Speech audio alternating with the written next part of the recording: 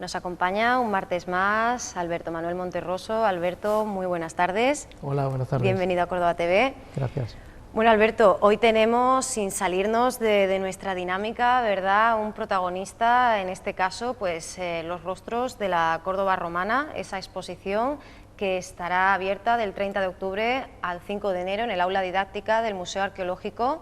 Gracias a la Delegación Territorial de Educación, Cultura y Deporte y el Ayuntamiento de Córdoba podremos contemplar, y yo diría mucho más que eso, conocer y escrutar a esos rostros, esas miradas, porque lo haremos no solo a través de piezas únicas, sino con todo un ciclo de conferencias. De hecho, Alberto, hoy tenemos una cita precisamente contigo.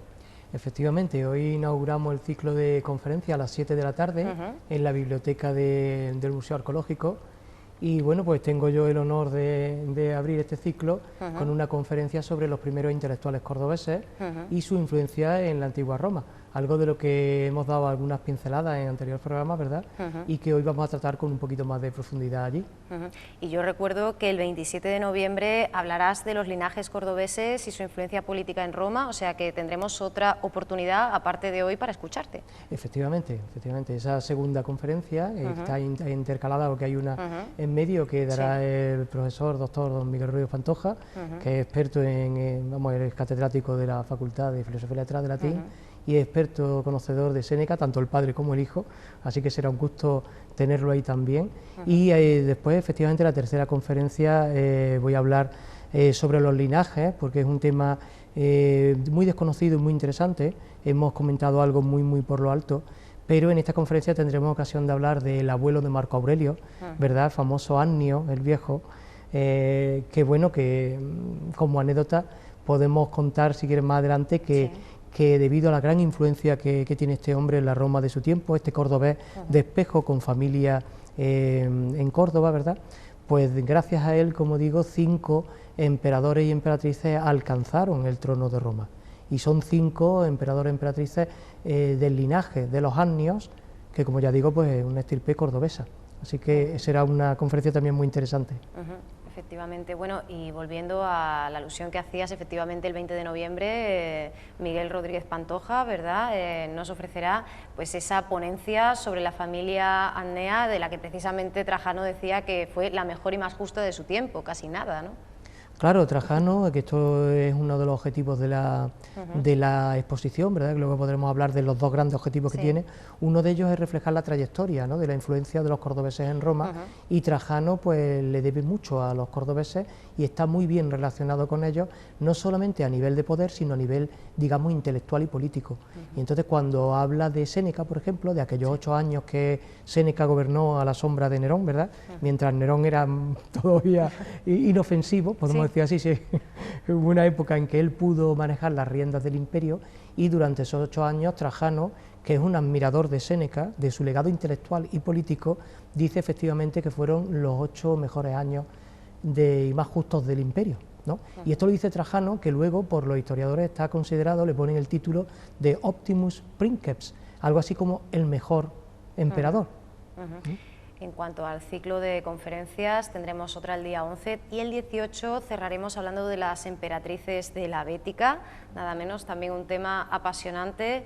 Decíamos, Alberto, que hay que apuntar, que hay que detenerse en la importancia, la trascendencia de esta, bueno, no solo de esta exposición, sino de este programa de actividades, sería más correcto, más ajustado decir, porque tras esa tríada en forma de triple muestra que fue Córdoba, reflejo de Roma, continuamos, ¿no?, intentando poner en valor esa etapa gloriosa y no lo suficientemente conocida ni reconocida, que es la Córdoba romana, ¿no? Efectivamente, y además la exposición Córdoba sobre Roma fue una exposición muy interesante, muchos niveles, pero esta exposición, que es mucho más modesta, porque tanto en tamaño, ¿verdad?, como en las piezas arquitectónicas que se muestran, es mucho más modesta, como digo, tiene no obstante un par de novedades, digamos, de añadidos, que no recogía o que no se ha recogido incluso en exposiciones anteriores, ¿verdad?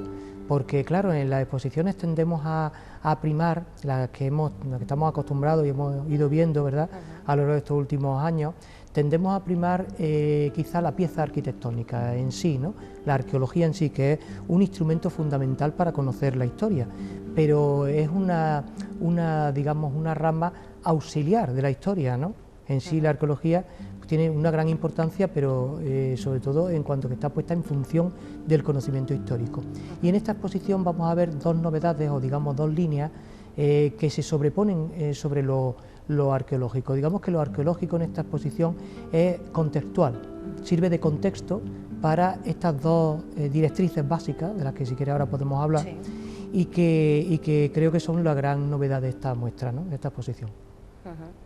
Efectivamente tiene, como decíamos, más modesta que aquella Córdoba Reflejo de Roma, pero realmente con un proyecto ambicioso, ¿no? Porque, en fin, ya lo comentábamos, no es que Córdoba fuera importante para Roma, sino que, bueno, muchos especialistas llegan a decir que era, digamos, la Roma, ¿no? de Hispania.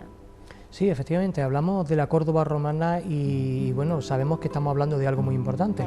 Pero sin caer en exageraciones, claro. Después hablaremos de Sextilio Ena, el primer poeta cordobés, y una exageración que cometió. Sin hablar de exageraciones, cuando hablamos de la Córdoba romana hablamos de algo excepcional. Claro. Lo hemos comentado en varias ocasiones. Córdoba no fue un rincón del imperio, ni mucho menos. Córdoba fue la otra Roma. Es una ciudad que no solamente tiene una riqueza inmensa, sino que aporta políticos e intelectuales de primer nivel. Y esto no lo hace ninguna otra ciudad del imperio.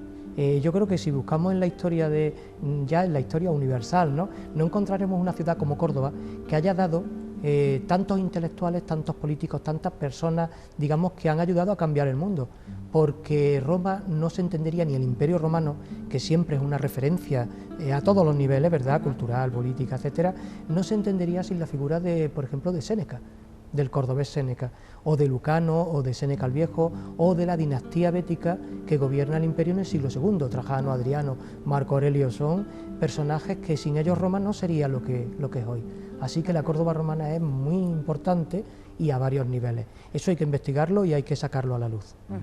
La rueda de prensa que anunciaba este programa, decíamos, de actividades, esta exposición tan completa, con visitas guiadas concertadas incluidas, ¿verdad? Era el pasado martes. ¿Qué respuesta, o al menos qué sensación te dio? ¿Con qué te quedas de ese encuentro, de esa cita? Muy contento y sorprendido gratamente, porque digamos que la afluencia de medios, prensa, radio, televisión, fue excepcional. Yo creo que la ciudadanía tiene ganas de la Córdoba romana, ¿no?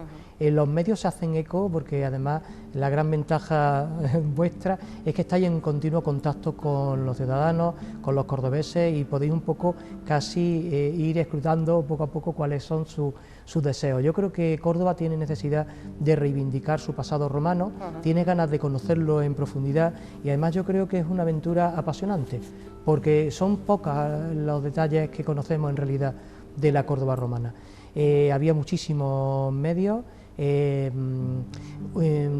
prácticamente nos entrevistaron a los 5 digamos que participábamos en la rueda de prensa. Estuvo presente como representante del Ayuntamiento el concejal de Cultura, don Juan Miguel Moreno Calderón, y bueno, pues él estuvo hablando sobre la muestra y sobre algunos detalles muy interesantes.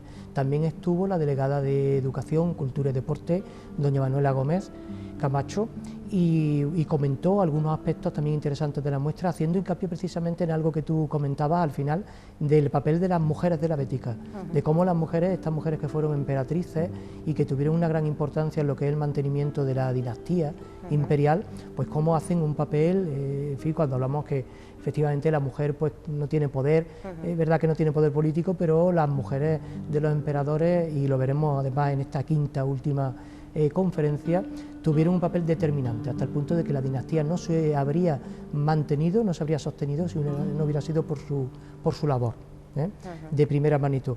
Y luego pues estaba la directora del Museo Arqueológico, doña María Dolores Baena, que bueno, que ha prestado todo su apoyo para que esto digamos pueda ver la luz, ¿no?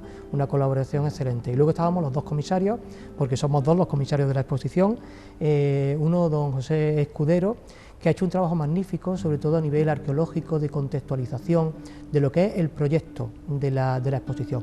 Yo he estado muy coordinado con él porque yo quería que primara en la exposición el aspecto humano, digamos, de los cordobeses, lo que son las figuras, los personajes, por encima de las piezas, digamos, arqueológicas, ¿no? Sin duda son preciosas y de un valor incalculable, ¿no? Pero he estado muy coordinado con él y él ha sido el responsable de todo lo que es el contexto en el que aparecen estos intelectuales. Hay unos capiteles, por ejemplo, preciosos, hay una inscripción de una liberta de la familia Annea, que es una inscripción única, donde se lee en letras mayúsculas y claramente Annaea prima, Annea, de la familia de Séneca, sí. Y bueno, otras piezas, una escultura, unos bustos, también muy interesantes. Precisamente, Alberto, tenemos en imagen alguna muestra de lo que comentabas, cómo se ha recopilado y con qué criterio esas piezas, porque a través de ellas pues podemos hacer todo un recorrido, ¿no?, por la Córdoba romana. Sí, ahí José Escudero ha hecho un trabajo magnífico, no solamente a la hora de elegir las piezas, sino también pues todo lo que esto conlleva. Estas piezas estaban en un almacén, ¿no? Sacarlas, limpiarlas, prepararlas, para, digamos, que ahora puedan estar expuestas aquí en la exposición.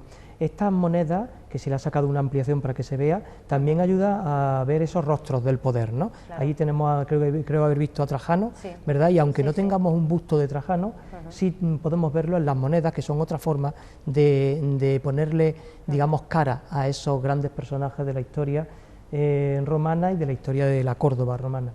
Ahí aparece un panel, efectivamente, que bueno, pues ahí no se puede apreciar bien, pero en la exposición será sin duda delicia de cuantos vayan a verla, porque se aprecia cómo la dinastía del siglo II, esta famosa dinastía que ayudaron a colocar los cordobeses, ¿verdad?, sí. De la época, como hemos dicho antes, está sostenida por las grandes mujeres de la Bética, ¿no? Se ve como la línea dinástica desde Trajano, que no tuvo hijos, va a través de sus sobrinas, de sus sobrinas nietas, y cómo eso le da una consistencia a la dinastía del siglo II, ¿no?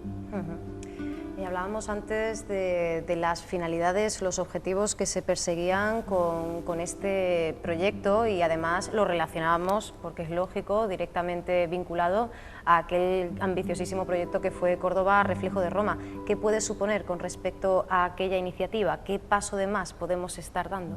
Aquí hay como dos grandes directrices, ¿no?, que hasta ahora no se habían marcado, ¿no? Sí. Y que yo he hecho mucho hincapié en que aparezcan en la exposición, ¿no? Dos líneas básicas. La primera, por ejemplo, podemos llamarle lo que es sacar a la luz personajes desconocidos. Entonces, por ejemplo, esta tarde en la conferencia que daré a las 7 de la tarde en el museo. Todas son a las 7, por cierto, para todas que nadie se y todas caen en martes, hay unos que son consecutivos y otros que no, pero efectivamente todas son a las 7. La de esta tarde pues trata sobre los primeros intelectuales que desembarcan digamos, en Roma, ¿no?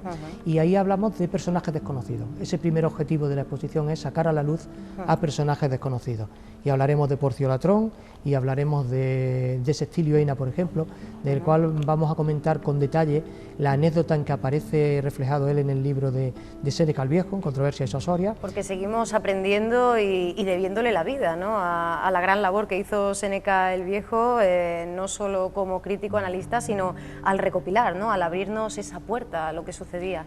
No conoceríamos a Sextilio Eina, y no solamente no conoceríamos a esos grandes personajes cordobeses que tienen una influencia importante, ¿no?, en la Roma de su tiempo, sino que además nos perderíamos una cantidad enorme de anécdotas muy interesantes que no quedan solo en el plano anecdótico, sino que nos están desvelando cómo era la política de la época. Por ejemplo, cuando hablemos esta tarde, que animo a todos los que puedan pasarse por el museo a llegarse, pues será una conferencia de unos 40 minutos y creo que interesante. Esta tarde hablaremos de Sextilio Eina y veremos cómo la anécdota en la que él aparece y en la que aparece recogido el único verso que tenemos del que es el primer poeta de Córdoba, de la historia, ¿verdad?, pues es una anécdota que refleja claramente cuál es el ambiente político en Roma, algo que no se puede leer en otros libros de historia y que no recogen los historiadores oficiales, ¿verdad? Pero la obra de Séneca el Viejo es tan rica que a través de estas anécdotas nos damos cuenta de cuáles eran los problemas del poder, los temores, las suspicacias, los recelos y cómo era la situación política en una época crucial, que es la época del Principado, es cuando ha terminado la República y comienza el Imperio. Y el Imperio es un nuevo régimen político, que el mismo Octavio Augusto no sabe hasta qué punto aquello se va a sostener o no. Todo eso se ve a través de anécdotas en la obra de Séneca el Viejo. Bueno, pues Alberto, si te parece, vamos a hablar un poquito más de esa figura de Sextilio Ena, por supuesto, aunque hablemos hoy de este considerado primer poeta andaluz y cordobés, por cierto, Sextilio Ena. Tenemos que decir que no debemos perdernos la ponencia de esta tarde a las 7, hoy solo vamos a poder ofrecer, pues bueno, un pequeño anticipo, ¿verdad?, pero lo cierto es que nos resulta apasionante cómo una pequeña historia aparentemente casi cotidiana, una reunión en este caso, tenemos que trasladarnos hasta ese círculo de Mesala, ¿verdad?, y un verso que es, por cierto, lo único que tenemos gracias a la transcripción de Séneca el Viejo, de Sextilio, pues levanta toda una polvareda, ¿no?, se convierte en un verso incendiario. Decía, hay que llorar a Cicerón y el silencio de la lengua del Lacio. Esta declamación pues hace que se abran algunas heridas, ¿no? Efectivamente, por eso la anécdota no solamente nos sirve para conocer al primer poeta de Córdoba, ¿verdad?, sino que nos sirve para conocer la Roma de su tiempo y además la importancia que tienen los intelectuales cordobeses, tanto poetas, como el caso de Sextilio Ena, como oradores, rhétores o historiadores, tanto cordobeses como de la Bética y del mundo de la cultura de la época en general, tienen una importancia increíble, ¿no? Lo de Sextilio Ena es realmente apasionante, ¿no? Cómo Séneca el Viejo, en 2 o 3 párrafos y citando solo un verso de este poeta cordobés, nos sitúa perfectamente en la Roma de su época y nos da una información valiosísima, ¿no? Hay muchas cosas que hay que sacar pues a base de conjeturar y claro, pues de buscar otros datos, pues por ejemplo algo tan difícil como decir en qué momento tiene lugar esta tertulia literaria, ¿no? Porque de lo que nos habla Séneca el Viejo es de una especie de tertulia literaria, un encuentro de poetas, historiadores, oradores, personajes de la cultura, literatos en general, un encuentro que tiene lugar en casa de Valerio Mesala, que es uno de los 2 grandes, digamos, círculos, él protagoniza uno de los 2 grandes círculos literarios que hay en Roma. Uno, el más conocido, es el de Mecenas, el círculo literario de Mecenas, que era ministro de Augusto, amigo de Octavio Augusto, y que bueno, pues ahí está Virgilio, ahí está Horacio, grandes poetas de la literatura romana y de la literatura universal. Y el otro gran círculo literario es el círculo de Mesala. La anécdota a la que nos referimos ahora tiene lugar en casa de Mesala y con poetas, historiadores, etcétera, pertenecientes a ese círculo literario, ¿no? Sabemos que esa reunión tuvo lugar casi con toda seguridad en el año 15 a.C., porque claro, conociendo detalles tan, por ejemplo, áridos, que no vamos a entrar en ellos, ¿no?, como que por ejemplo en un momento determinado Séneca el Viejo dice que escuchó declamar a Asinio Polión cuando él era joven y cuando era ya mayor, y dice Senem. Y como sabemos que Senem era la edad que alcanzaba un romano a los 60 años, y conocemos perfectamente que, por ejemplo, Asinio Polión nació en el año 76 a.C., claro, pues con 60 años tendría que ser el 15, podría ser del 15 al año 5 en que Asinio Polión muere, pero como sabemos que Séneca viaja de un lado para otro, o por ejemplo Porcio Latrón, que muere en el año 4 a.C., está presente, pues tenemos muy claro que aquello tuvo que tener lugar. Lo ubicamos hacia el 15, y además justo antes de un viaje, ¿no?, que realiza Séneca. Séneca, exactamente, porque luego cuando vuelve Séneca ya ha muerto Porcio Latrón, ¿no?, que muere en Córdoba, y claro, pues ya no hay tiempo para que Porcio Latrón pueda estar allí presente, con lo cual, gracias a esos pequeños detalles que son muy áridos de investigar, pero que al final pues nos dan la clave, sabemos que aquella reunión tuvo lugar en el año, posiblemente en el año 15 a.C., y sabemos quiénes estaban allí, sabemos que la reunión tiene lugar en casa de Valerio Mesala, pero sabemos que allí está Asinio Polión, un personaje muy importante y muy relacionado con Córdoba, porque él fue gobernador de Córdoba, además, gobernador de la Bética y, digamos, viviendo en Córdoba durante un tiempo muy delicado, que es precisamente el año siguiente al asesinato de Julio César, con lo cual te puedes imaginar que Roma está en un estado muy convulso, a las puertas de una guerra civil entre los republicanos que asesinaron a César y los herederos de César y del legado de César, entre ellos Marco Antonio y Octavio Augusto, ¿verdad? Y aquello es una situación muy conflictiva. Asinio Polión está en Córdoba y además él ha vivido desde el principio la época de la República, la época de los triunviratos, la época de las guerras civiles y la época de la instauración de Octavio Augusto, ¿no?, del primer emperador. Así que bueno, la situación que se produce allí en la casa de Mesala está rica, es rica en matices y en personajes que están allí. Además allí está Séneca el Viejo, está también Porcio Latrón y está Sextilio Ena, seguro esos 3, que son 3 cordobeses, digamos, los más señalados en la intelectualidad del momento. La anécdota es muy curiosa porque durante un tiempo determinado que nos va contando Séneca el Viejo, él nos da ciertos apuntes, por los cuales podemos leer entre líneas perfectamente que Asinio Polión, este personaje tan importante de la política, amigo de Marco Antonio, amigo de Octavio Augusto, un personaje amigo también de Mecenas y de Agripa, de todos los personajes importantes de la primera momento del imperio, pues como digo, Asinio Polión está cada vez más nervioso, ¿no? A raíz que aquella especie de tertulia literaria se desarrolla, está cada vez más nervioso, y es porque el tema que se había sacado para, digamos, el tema para tratar, ¿no?, sobre el cual, digamos, cada intelectual tenía que escribir versos o hacer una... Porque esta era la práctica habitual, ¿no? Exactamente, se proponían temas. Es lo que se llama una suasoria, ¿no? Una suasoria es un tema que además esto se ha seguido haciendo en lo que es la educación hasta hace poco, ¿no? Y todavía se hace, ¿no?, porque es un ejercicio muy interesante. La suasoria consiste en que se pone un tema hipotético. Es un tema hipotético que, por ejemplo, en este caso se habla de Cicerón, ahora veremos de qué trata el tema. Cicerón ya ha muerto hace 30 años, por lo tanto, el tema que se plantea que sería un imposible, ¿no? Es increíble cómo post-mortem Cicerón, que ya gracias a su Proarquia Poeta nos da a conocer a la primera generación de poetas, porque Sextilio estaría en la segunda, ¿verdad? Sigue teniendo el peso suficiente como para seguir abriendo puertas, ¿no? Cicerón es un punto y aparte en la historia de Roma, ¿no? Y precisamente es responsable, 30 años después de su muerte, es responsable de que se armara la que se armó en casa de Valerio Mesala, ¿no? Asinio Polión está cada vez más nervioso porque él tenía muchos amigos en el poder, pero sobre todo tuvo un enemigo acérrimo, Cicerón.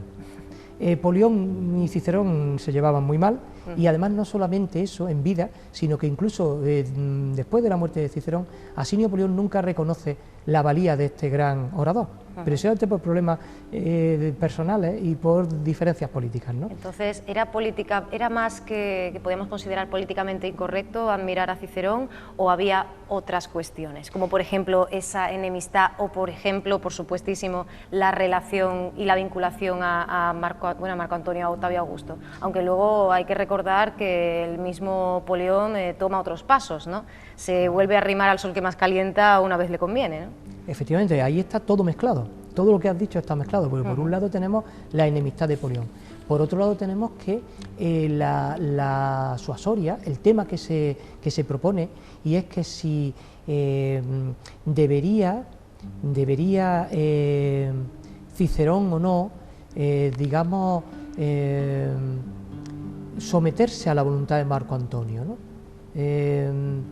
La cuestión, claro, entre Cicerón y Marco Antonio es muy complicada. Esto es un momento, tenemos que saber que Cicerón fue asesinado por orden de Marco Antonio. Entonces, en un momento de las guerras civiles, ¿no? Cicerón es el gran representante de la República, Marco Antonio es la mano derecha de Julio César. Cicerón es un personaje muy incómodo, y entonces Marco Antonio decide ejecutarlo, matarlo. Además le cortaron la cabeza y las manos y la expusieron en el Foro de Roma de una forma bastante violenta, y con el apoyo de Octavio Augusto. Esto es un episodio, es un asesinato político. Es un episodio anterior a que entre Marco Antonio y Octavio Augusto pues se produzca la extinción final, ¿no? Claro, es una especie de concesión que hace Octavio Augusto a Marco Antonio. Luego Marco Antonio y Octavio Augusto se enfrentarán en una guerra civil, con lo cual Asinio Polión, como bien dice, se va al sol que más calienta, siendo gran amigo de Marco Antonio, busca la amistad de Octavio Augusto. Este hombre vio claramente quién iba a ser el ganador, ¿verdad? Y a pesar de eso, Asinio Polión pues siempre está considerado como un hombre celoso de su independencia, y bueno, pues no es un chaquetero, podríamos decir, al menos no tiene esa imagen. Pero claro, hablar de Cicerón y glorificar su figura, aunque sea 30 años después de su muerte, digamos que es un tema muy conflictivo. Octavio Augusto quiere dar esta especie de pequeña libertad de expresión a los intelectuales, y parece que es algo políticamente muy medido, pero Asinio Polión no llega un momento en que aquello ya no lo soporta más, y sobre todo la gota que colma el vaso, porque aparecen historiadores, todos elogian la figura de Cicerón, y parece como que Asinio Polión va aguantando el tipo hasta que llega el poeta cordobés, Sextilio Ena. Y su verso, aunque claro, con esta anécdota parece que ha quedado un poco depreciado, ¿no? Porque cuando Sextilio Ena, el poeta cordobés, pronuncia su verso, hay que llorar a Cicerón, y el silencio de la lengua del Lacio, el silencio del latín, Pues claro, cuando pronuncia este verso se ve que esto es la gota que colma el vaso. Asinio Polión, que es un hombre muy sabio en estos aspectos y muy diplomático, ¿no?, en temas de política, no aguanta más, se levanta, dice que se va, interrumpe, digamos, aquella tertulia literaria, le dice concretamente a su amigo íntimo, amigo Mesala, le dice: tú verás a quién invita a tu casa, pero yo no estoy dispuesto a soportar que nadie me llame mudo o me considere mudo. Claro, porque hablamos del silencio del latín. Con esto Sextilio Ena, el poeta cordobés, lo que hace es identificar la muerte de Cicerón, que es el gran orador, el que mejor sabía hablar la lengua latina, ¿verdad? Y lo identifica con el silencio del latín. Veremos en la conferencia de hoy cómo el verso no está mal escrito, no está mal hecho. No, es un hexámetro de una factura de una calidad excepcional. Y además hay otros precedentes en lo que son los epitafios de Plauto y de Nevio, por ejemplo, que tratan temas muy parecidos, con exageraciones, con hipérboles muy parecidas. Incluso ¿no? está ahí la tradición de los carmina epigráfica, ¿no? Exactamente, es que el hexámetro es perfectamente un epigrama en verso, muy bien medido. Si nosotros pudiéramos escuchar el tono del latín tal como se hablaba hace 2000 años, con sus sílabas largas y breves, veríamos que el hexámetro del verso empieza y acaba con unas sílabas largas, que son lo que se llama en métrica latina espondeos, y lo que hace es cerrar el círculo del verso, y los 4 pies métricos que hay en el centro son dáctilos que, digamos, están formados por una larga y 2 breves. De forma que esto, a nivel más o menos que podamos entenderlo, resulta que el verso tiene una musicalidad, un ritmo excepcional, y además el verso está muy bien hecho a otros niveles. Por ejemplo, cuando dice el silencio de la lengua del lacio, que yo traduzco así: silentia laetiae linguae, que es el original latino, se mantiene perfectamente la aliteración de la L. Es un sonido que va, la L, que además es el bla bla bla, es el hablar, ¿verdad? Ese sonido se refleja en el verso. Es un verso realmente magnífico. Lo que pasa es que, claro, ha sido un poco depreciado en el sentido de que Asinio Polión reaccionó de esta manera, se fue, y parece como que no estaba bien escrito ese verso, pero ese verso no está criticado por su factura, digamos, estilística, sino por la connotación política que conlleva. Incluso tuvo pues una nueva versión, ¿no?, por parte de uno de sus compañeros de generación, de Cornelio Severo, en un verso que algunos especialistas consideran incluso mejor, ¿no? Sí, el verso es magnífico. Cornelio Severo se da cuenta inmediatamente, lo imita, y además hay que tener en cuenta que aunque de Sextilio Ena solamente se nos conserve un verso, sabemos que él escribió un poema épico que pudo ser perfectamente digamos, la fuente de la que se inspiró Lucano para la redacción de su Farsalia. Y bueno, Lucano ya sabemos que con la Farsalia entra de lleno en la historia de la literatura universal, es una obra maestra, y si una de sus fuentes fue Sextilio Ena, hay que tener en cuenta que este poeta cordobés tenía que tener cierta importancia. De hecho, se considera que esta segunda generación, formada por Calvino Vano Pedón, Cornelio Severo y Sextilio Ena, puede ser un perfecto nexo de unión, ¿no?, entre los Virgilio y Ovidio y el futuro, bueno, y Lucano, ¿no?, y el nieto de Séneca el Viejo, ¿no? Exactamente, son una generación que está ahí como bisagra, y que es lo que le ocurre a muchos cordobeses intelectuales de los que venimos hablando y hablaremos en estas conferencias, que están ahí en el olvido, porque claro, hay otras figuras potentísimas que ensombrecen a estas otras figuras que, siendo de segundo nivel, aún así pues tienen una importancia excepcional. Hablábamos de musicalidad, de fonología, a fin de cuentas, y es que este verso también es digamos, una cerradura a través de la cual poder investigar incluso algo que trae de cabeza a filólogos, a historiadores, y es el problema de la pronunciación, ¿no?, en Roma, la pronunciación del latín. Y es que escuchamos que la pronunciación de Sextilio Ena, como la de todos los poetas cordobeses, era pastosa o cuando menos era especial, ¿no? Sí, sí, efectivamente, porque hay una cuestión muy importante, y es que para la estilística romana, el latín hablado en Roma es el modelo, es el paradigma de todo. Esto, digamos, hay unos términos estilísticos que se refieren a esto. Sobre todo se habla de puritas, decía, como decimos en español, hablar en puridad, existe la palabra puridad. Que es el castellano derecho de Alfonso X, ¿no? Exactamente, y luego está la urbanitas, que nosotros podemos traducir por urbanidad, pero que en realidad hace referencia a la urbe, que es Roma. Entonces se supone que el latín hablado en Roma, con el acento típico romano, es el no va más, y es lo que hay que, digamos que es el modelo que hay que imitar, ¿no? precisamente cuando Cicerón habla en el año 70 y tanto antes de Cristo de los primeros poetas cordobeses, pues dice que su acento era pingüe, la palabra que utiliza en latín exactamente es pingüe, que ya sabemos que pingüe, bueno, existe en español también, es grasoso, pastoso, es abundante también. Abundante. Yo creo que, por ejemplo, esto ya sería cuestión de especular, pero yo creo que puede hacer referencia incluso a la S cordobesa, una S sonora, que parece como más pastosa, menos cristalina, que una S más líquida, ¿verdad? Y luego dice también peregrinum. La palabra peregrino significa extranjero. Ellos, evidentemente, cuando escuchan la pronunciación del poeta cordobés, se dan cuenta de que el acento no es el típico de Roma, sino que es el acento típico de Córdoba, con lo cual ya los cordobeses teníamos hace 2000 años un acento especial a la hora de pronunciar el latín. De hecho, los cordobeses se pueden preciar de tener una S propia, ¿verdad?, que es esa coronal plana. Pero lo cierto es que esta cuestión, sí, la historia en general de la época pues encuentra muchísimos huecos, en concreto la pronunciación, la romanización además tan peculiar de la bética, pues resulta todavía un camino lleno de oscuridades, ¿no?, de ángulos muertos, ¿no? Sí, sí, hay muchísimas cosas que están por investigar y además ya entramos en terrenos que es muy difícil comprobar cierto, y más en el terreno fonológico, que no tenemos evidentemente vestigio alguno. Gracias a la epigrafía y a los errores que cometen los epigrafistas, si no tienen una cultura, digamos, literaria, ¿verdad?, o lingüística por lo menos, ¿verdad?, pues gracias a esos errores sabemos cómo se pronunciaba el latín y, bueno, gracias a Cicerón conocemos esas particularidades, pero no sabemos exactamente a qué se referían cuando decía que ese acento particular y especial de la bética era diferente al de Roma, ¿no?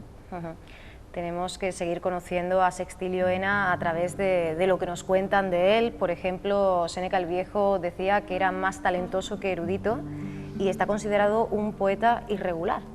Exactamente, sobre todo por la imagen un poco depreciada de Sextilio Ena, tiene, digamos, se origina, ¿no?, tiene su origen en esta anécdota, que es la única que se conoce, donde él aparece citado, de Asinio Polión, ¿no?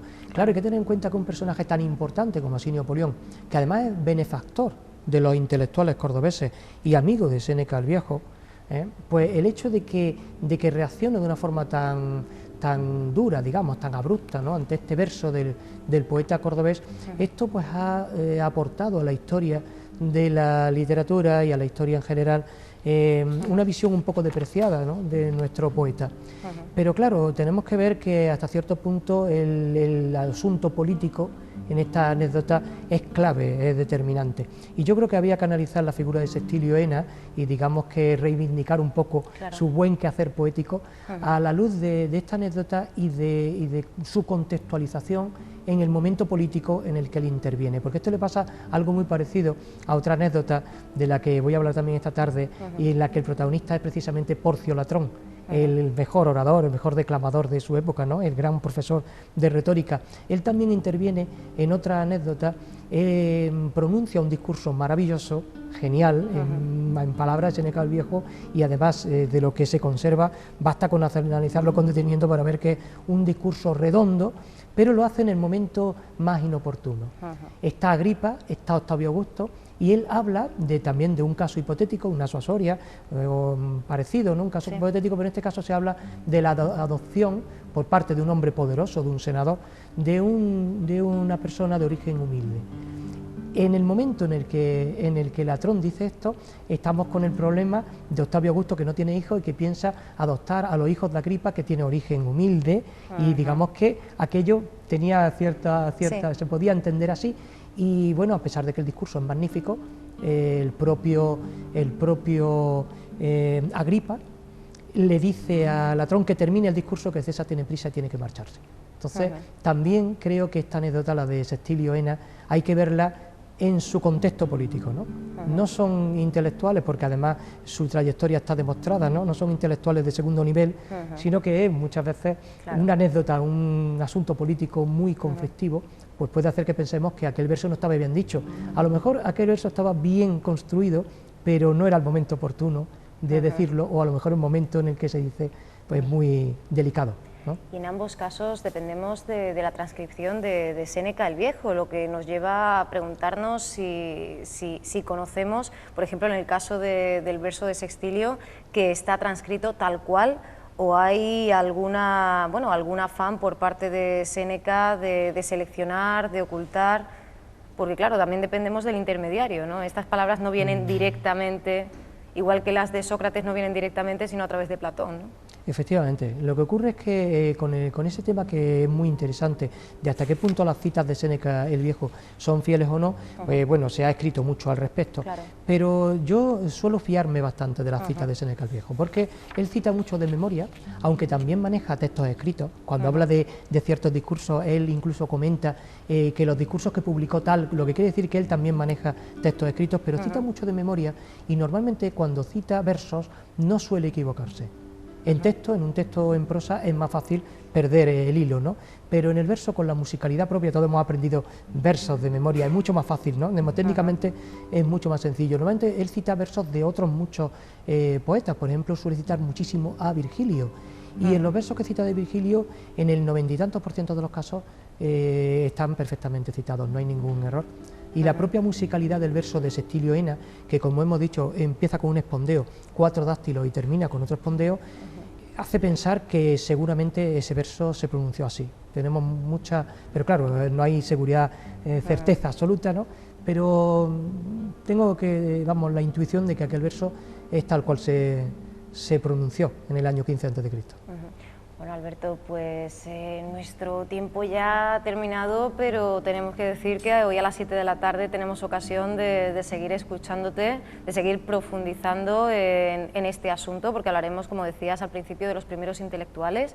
Hablábamos de esto nosotros pues hace ya unas cuantas semanas, y aún así no nos hemos cansado, ¿no?, de ir desgranando cada uno de los aspectos que nos planteas. Así que muchísimas gracias, Alberto, por haber estado aquí hoy con nosotros, y bueno, emplazamos a todas las personas que nos estén viendo a que hoy a las 7 de la tarde estén en esa aula didáctica del Museo Arqueológico para seguir aprendiendo y escuchándote.